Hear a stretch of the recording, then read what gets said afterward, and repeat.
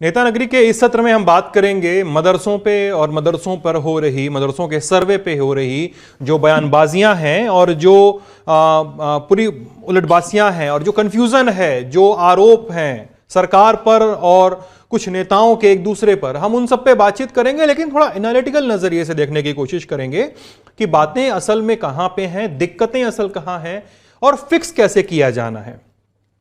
और इस पूरी बातचीत में हमारे साथ होंगे हमारे मेहमान जो हमारे साथ वर्चुअली जुड़े हुए हैं।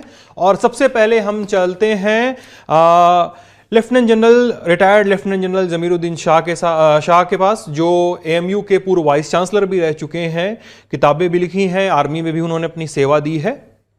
और इस बातचीत का जो जमीरुद्दीन साहब, मैं इस बातचीत का जो अगर मुझे बेस सेट करने का आधा मिनट मिलता है तो मैं ये प्रिटेक्स्ट लोगों को देना चाहूंगा कि यूपी में एक आदेश आता है कि यूपी के सभी मदरसों का सर्वे किया जाए। 2 या 3 सितंबर की घटना है, इसी महीने की 2 या 3 सितंबर को की मदरसों को सर्वे किया जाए, इसमें लेकर 1 महीने की टाइमलाइन दी जाती है। आप मदरसों का सर्वे पूरा करेंगे और जिसके पीछे इस तरह के जो तर्क आते हैं कि एडेड, अनएडेड और गैर सरकारी, सरकारी, इन सब का जो डेटाबेस है उसको दुरुस्त करने में मदद मिलेगी। सर, इस पर आपकी पहली प्रतिक्रिया क्या है? देखिए, सर्वे करने में कोई हर्ज नहीं, मगर मैं कहना चाहता हूं कि गवर्नमेंट के जो कदम है, इक्विटी होनी चाहिए। अगर वो मदरसों का सर्वे कर रहे हैं तो बाकी एजुकेशनल इंस्टीट्यूशंस का भी सर्वे करें। मेरे ख्याल से अगर गवर्नमेंट को डेटा चाहिए, इसमें कोई हर्ज नहीं है, मगर अगर ये डेटा इकट्ठा करा जा रहा है इलीगल एक्शन के लिए तो वो नाजायज है। आपने कहा दूसरे इंस्टीट्यूशंस का भी सर्वे करें। किस तरह के दूसरे इंस्टीट्यूशंस की बात हो रही है सर? यहां पे हम लोग थोड़ा सा बातचीत को और थोड़ा सा क्लियर और साफ करते हुए चलें। देखिए, कई इंस्टीट्यूशंस हैं जो आपको जानते हैं, खाली माइनॉरिटीज के नहीं है, मेजॉरिटी कम्युनिटी के कई इंस्टीट्यूशंस हैं, उनका भी सर्वे होना चाहिए, सब इंस्टीट्यूशंस का। तब मैं मानूंगा कि जो है इक्विटी जो है, यानी एकता जो है, वो बरकरार रही है। सर, मैं थोड़ा विस्तार से आपसे जानना चाह रहा हूं कि मदरसों का जो इतिहास है हमारे देश में वो एक अलग किस्म का है। जब देश के बड़े बड़े हिंदी के लेखक प्रेमचंद के बारे में भी कहा जाता है कि वो भी मदरसे में उन्होंने शिक्षा ली थी। और जब से भारत में मुगल शासक आए और उनके साथ मदरसे की संस्कृति आती है, एक मोटा मोटी हिसाब इस तरह का चल सकता है। लेकिन अब जो एक नैरेटिव सेट हो रहा है सर मदरसों को लेके, और नेता अपने बयान में थोड़ा उसको लेकर शायद एग्जेग्रीगेट कर जाते हैं या वो किस तरह से बातचीत करते हैं, इसको अभी चिन्हित करने की, उसको समझने की ज़रूरत है कि मदरसों में आतंक की शिक्षा दी जा रही है। इस तरह के बयान आपको दिखते हैं कई बार। अभी जैसे हाल ही फिलहाल में ये संजय निषाद का, यूपी में मंत्री हैं, उनका बयान मुझे याद आ रहा है, मैं भी पढ़ भी रहा था रिसर्च में, कि मदरसों में उन्माद की शिक्षा दी जाती है, वो ये ऐसा कह रहे थे। तो और एक तरफ असदुद्दीन ओवैसी हैं, वो ये कह रहे हैं कि मदरसों का सर्वे जो है वो एक मिनी एनआरसी है। तो सर, मदरसे और मदरसे में हो रही शिक्षाओं को किस तरह से देखा जाना चाहिए? मैं इस पूरे सवाल का जवाब आपसे इसलिए भी जानना चाहता हूं क्योंकि आप अलीगढ़ मुस्लिम यूनिवर्सिटी के वाइस चांसलर भी रह चुके हैं। उस एक शिक्षण संस्थान के एक प्रशासक के तौर पे आपने लंबे समय तक काम किया है सर। देखिए, मेरे खानदान एक मदरसा चलाना था जिसमें मैं भी पढ़ा हूं। उसको हमने तब्दीली करके स्कूल बना दिया। कब की बात है सर ये कई साल, 1947 से वो मदरसा चल रहा था मस्जिद में, जो हमारी खानदानी मस्जिद है। और फिर कुछ 10 साल पहले हमने तब्दीली चाहिए, उसको स्कूल बना दिया। अच्छा, देखिए, मदरसे जो है उनका मतलब है स्कूल। और मैं काफी इंटरेस्ट लेता हूं मदरसों में, क्योंकि मैं चाहता हूं कि मॉडर्नाइज हो।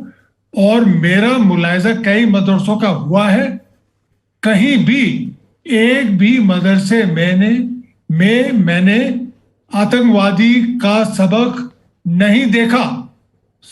वो पढ़ाते हैं, हाँ, ये दूसरी बात है कि उनका जो स्ट्रेस है वो रिलीजियस टीचिंग पे है।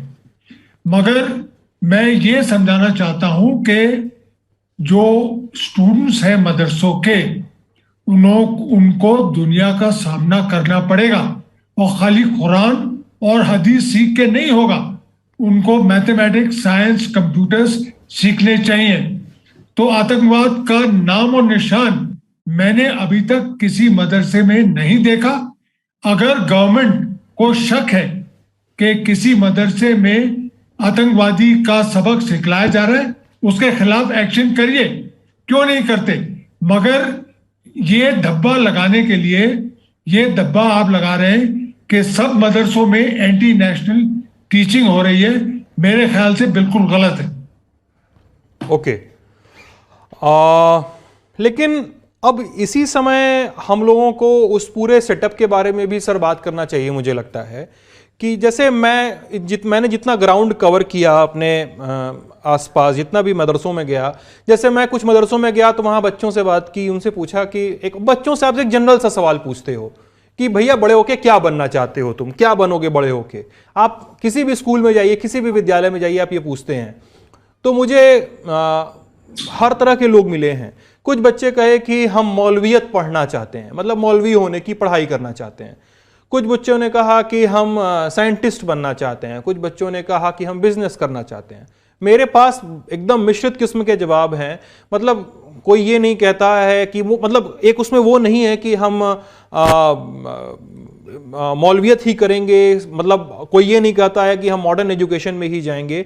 मतलब आपको मिश्रित तरीके के जवाब मिलते हैं। और हम लोगों के बीच कई सारे एग्जाम्पल ऐसे हैं। मैं कई सारे पत्रकारों, कई सारे वैज्ञानिकों को जानता हूं जो मदरसों से पढ़ के निकले हैं।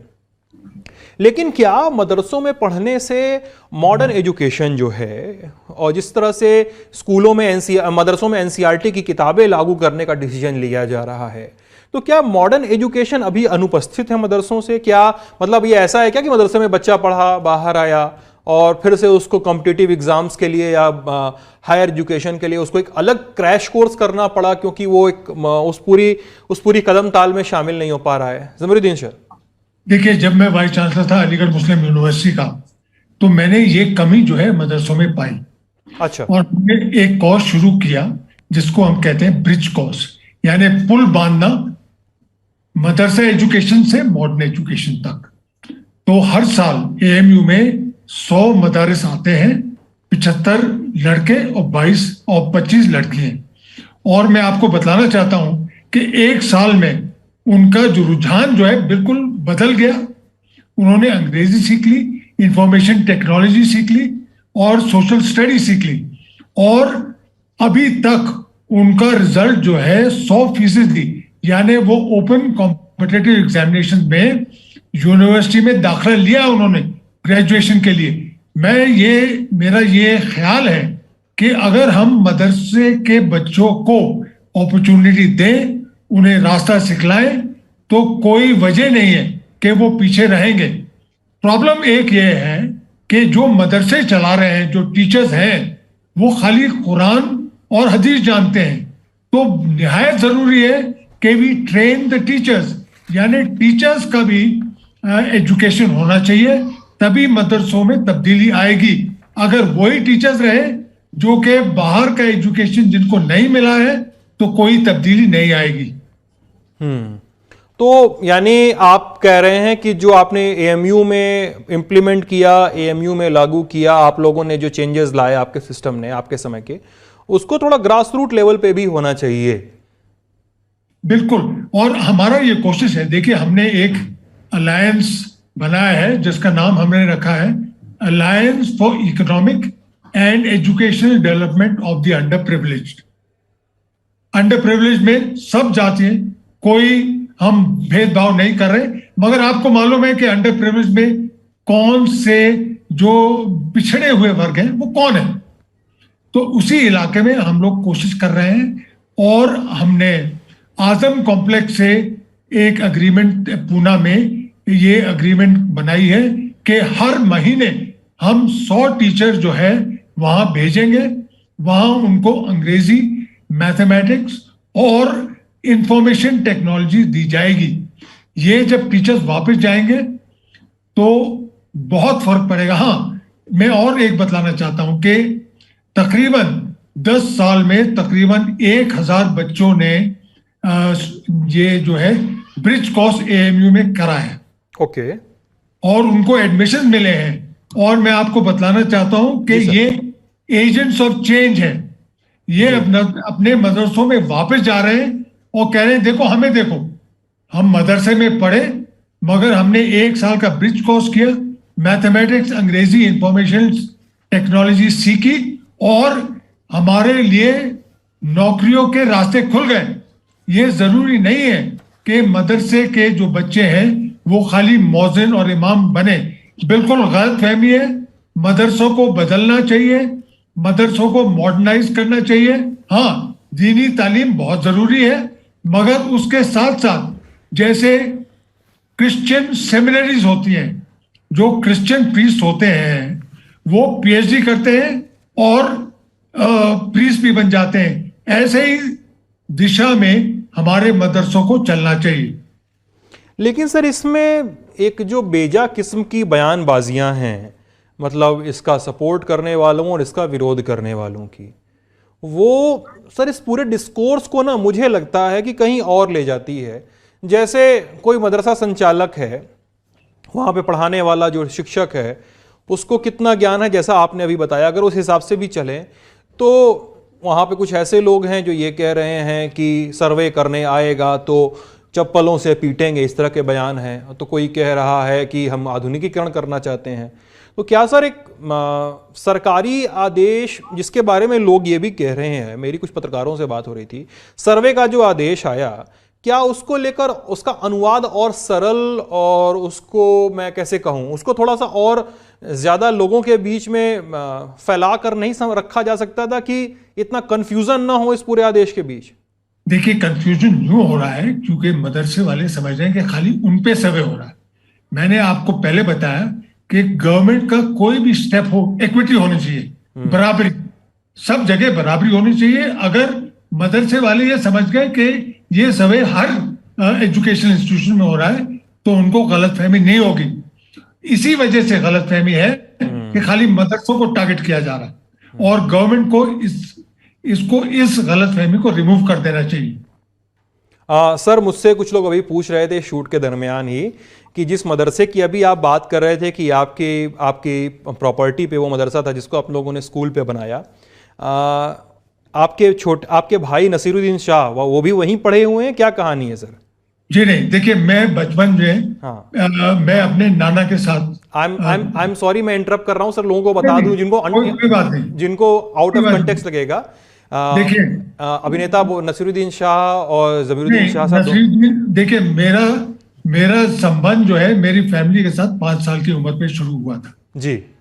जब मैं 5 महीने का था तो मेरे बड़े भाई जो है मेरे से 1 साल बड़े थे जी। मेरी माता यानी मेरी वालदा दोनों बच्चों को देखभाल नहीं कर सकती थी, तो मुझे खाला के सुपुर्द कर दिया गया और मैं सरधने में, जहाँ के हमारा पुराना इलाका है, जहाँ हमारे पुराना मंजिल है, जहाँ हमारी मस्जिद है, जहाँ हमारा मदरसा था जी, तो मैं 5 साल वहां रहा। उसके बाद मेरे वालिदैन ने वापस मुझे बुला लिया और हम लोगों को बोर्डिंग स्कूल में भेज दिया। तो नसीरुद्दीन शाह और मेरे बड़े भाई जो है उनका जो है इससे कोई संबंध नहीं। अच्छा, आप पढ़े, वो दोनों लोग नहीं पढ़े? बिल्कुल, मैं पढ़ा, वो नहीं। और मैं कहता हूँ, और मैंने कहा कोई शर्म की बात नहीं है, मैं कुछ महीने जरूर पढ़ा मदरसे में, इसमें कोई हर्ज की बात नहीं है। और मैं कहता हूँ फख्र के साथ कि yes, I am a student of a madrasa. फिर आर्मी में कैसे जाना हुआ सर आपका? आर्मी, मैं कह रहा हूं कि हमारे जो वालिदैन थे हमारा, हाँ, तो यही तो गलत फहमी है कि मदरसे के स्टूडेंट्स जो है उनका दिमाग उल्टा हो जाता है। बिल्कुल नहीं। मेरे वालिदैन ने ये समझाया कि ठीक है, तुमने उर्दू और अरबी सीख ली, अभी अंग्रेजी जाके सीखो। और बोर्डिंग स्कूल में सेंट जोसेफ कॉलेज नैनीताल में पढ़ा।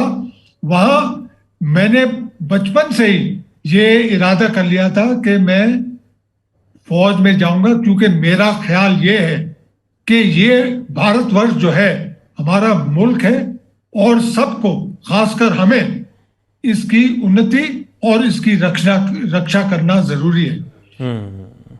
तो आपने अपनी डिटर्मिनेशन के साथ उधर जाना चुनाव किया अपना। बिल्कुल, देखिए, अगर आप मदरसों के स्टूडेंट्स को ब्रॉडर एजुकेशन देंगे तो वो बिल्कुल हर हर प्रोफेशन में चले जाएंगे, और काबिलियत बहुत होती है इन बच्चों में।